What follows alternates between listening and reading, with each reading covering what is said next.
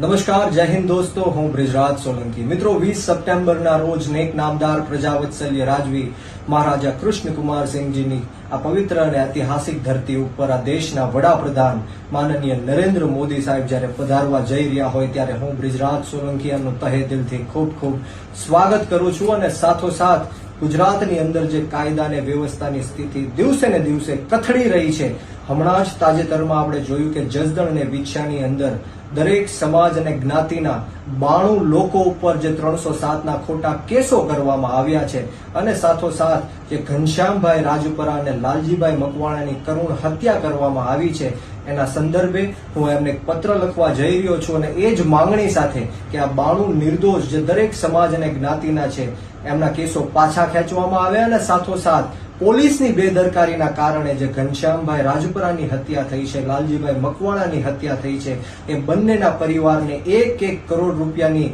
રાશિ સરકાર તરફથી આપવામાં આવે ત્યારે હું કલેક્ટર સાહેબ પાસે પણ નરેન્દ્ર મોદીજીને મળવા માટે આ લેખિત અને મૌખિક રજૂઆત કરવા માટે સમય પણ માંગવાનો છું. એટલી જ આશા અને અપેક્ષા સાથે કે 92 લોકો ઉપર જે ખોટા કેસો થયા છે પાછા ખેંચાવી લેવામાં આવે અને ઘનશ્યામભાઈ રાજપરાના પરિવારને અને લાલજીભાઈ મકવાણાના પરિવારને 1 કરોડ રૂપિયાની રાશિ આપવામાં આવે. એ જ આશા અને અપેક્ષા સાથે જય હિન્દ, જય ભારત.